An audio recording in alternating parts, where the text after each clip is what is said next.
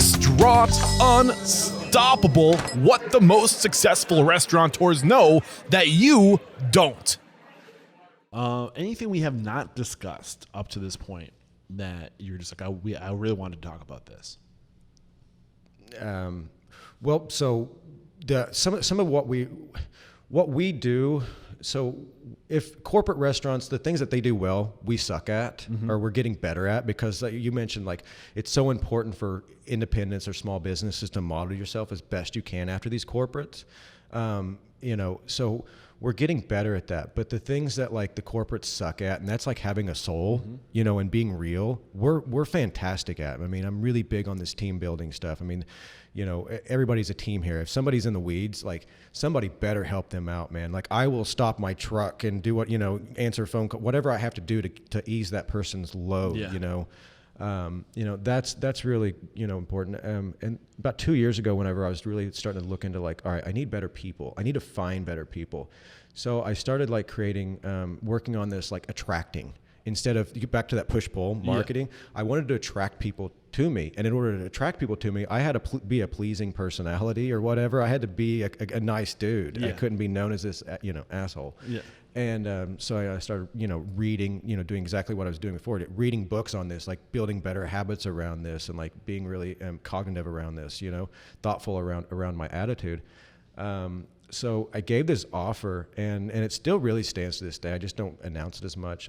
If anybody can outwork me, or at least come close to it, you can have the keys to the business. Yeah. Like you deserve to be a partner here. Yeah. And that's what, I mentioned Jose, in the beginning of this, like that was Jose, dude. Like, when did Jose, I'm happy you I wanted to bring him back into it. When did he come on board? So it was January 1st, 2019. We had this huge crash. My last my other partner just left, and I'm like sitting there contemplating, should I even keep this place open? We were hitting stellar numbers, man. And it was just overwhelming, man. And he said, let's keep grinding. Because I looked at him, I was like, what do we do, man? Like you put your hope in me. You left this other job for this. What do you do? What do we do? And he's like, let's go. And I said, if you're willing to go, I'm willing to go, man. I've been through way worse than this so far, so whatever. And, so I worked side by side with this dude, man, like day and night, man. And how did he compliment you? What assets did he bring to the table that you were missing?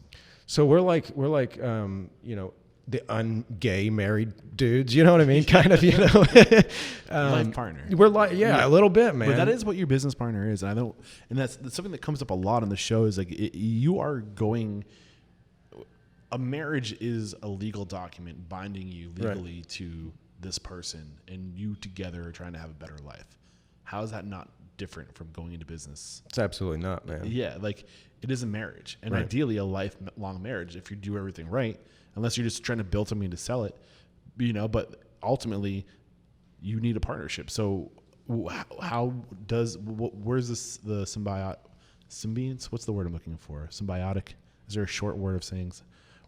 How do you guys complement each other? Sure. So he's a hard worker like I am. Yeah. So we've got that. He's not quite as focused on systems. He believes in them, and I'm selling them to him. I'm like, all right, we need to get this system in place, but he's not so obsessed with the perfectionism, and that's where we complement each other. We're both hard workers, but he is like, all right, it's still human. Like being wrong is okay. We can move away from that. And I'm like, let's get it right the first time, man. Let's spend all this time, making sure that we're ready to go on that, but with him, man, I mean, like working here for, it's been a little over 2 years now. I knew about 6 months after Jose was here, if I didn't make him my partner, he was going to be my competition, or at least leave and open up his own store. Before we get into what that partnership looks like, I meant to ask and I didn't. You said that you changed because you were reading these books about how to attract onto yourself people by being different, by putting out better energy. What books specifically can we reference, or what books served you?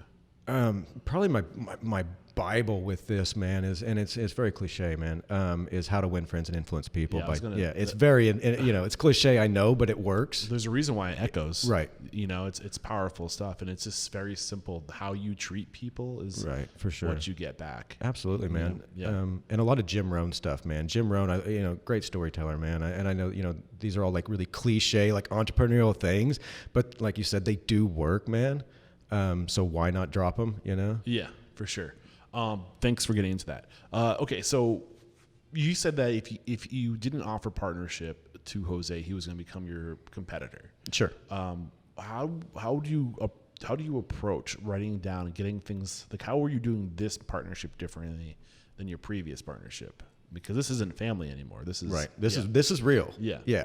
And like, why didn't the family come back and sue me? Like there was always that, like, and I just like, it's whatever. You can come back, you can take it all, because I started with nothing. I'll redo it, man. Yeah. I'm good with that. If you guys want this, come get it. Yeah. You're going to fight me for it. Believe me. But, which, like I said, things, I started kind of saying things are getting better now. Good. But, how are things, our roles are more clearly defined.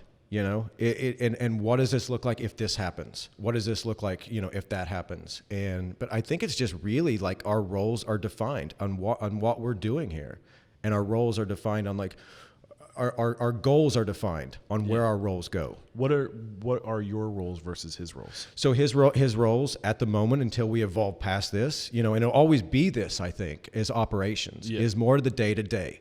Like watch this baby while I go work on this. I hate to make it sound like a husband and wife where we got this child, but it kind of is. But man. he's focused on maintaining operations. You're focused on creating new opportunities. Right. What are the new opportunities you're focused on? So capturing more of our market. I mean, marketing, branding systems, we just built out this plan, a purchase agreement just signed for our entire property. I'm putting together the pieces to build something really epic here in our small community, and it's going to cost a buttload of money, and it's going to take a buttload of time, man. But I think it's well worth it, and that's where my focus has to be. On executing the scale. On executing to scale, because how are we going to get more if we just keep?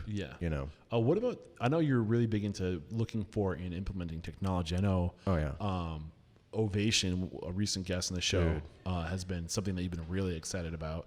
How is that helping you with creating a brand awareness and scaling the brand? So Ovation, not so much on the brand awareness. Well, I guess it does secondhand. Firsthand, it gives me the feedback on what we're actually doing. People are more apt to, they've been using this like crazy, man. It's almost drove me. What is it? Let's zoom to 30,000 feet. What is Ovation? So Ovation is a tool that allows restaurants to receive feedback from their guests through, that you can scan a QR code that sends you a text message depending on how your POS is linked up. It'll send, like ours will send them an automatic text message 30 minutes after they eat here, and ask them first if they want to sign up to be if we can text mess market them, which is, a whole nother area of this, but that they can give us feedback, real feedback of how their order was, without me going out there and asking, how was your food? Being a small town, I know half the people they're in here. Yeah. Are they going to give me real feedback? Mm-hmm. Sometimes not, man. Yeah. So it enables that, because I want to hear this feedback. I want to know how we can improve. And then if they give us positive feedback, or I have a chance to win them back, but it links to like a Google My Business for reviews. And the number of reviews we've gotten just solely from here in the last, we've only had it open for 3 days. So over the weekend, it was like we got like 10 new reviews just from them alone. Wow. That's huge. And then it gives you the opportunity to catch people before they leave to write the end of the story, to make things right if things weren't good. Do you get notified before they leave? Yeah, like not necessarily before they leave the store, but immediately afterwards. Yeah, and I can give them I can link up promos like 20% off your next order. What's really cool though, I think, with it is the template system. Like we've had these opportunities to kind of like get the feedback through text messaging, but I didn't have the templates built out. So I'm kind of in the shit and, in the weeds, and my adrenaline's flowing, and I'm trying to respond to, Karen, who's not happy about her food for whatever reason, whether it was our fault, it doesn't matter. So like, when giving this feedback, sometimes it wouldn't be the best way to put it. I'd get kind of, aggressive with it. And so then I wouldn't respond to their feedback. So where the templates are built out, it allows me to auto-populate this. Yeah, to silence that inner demon.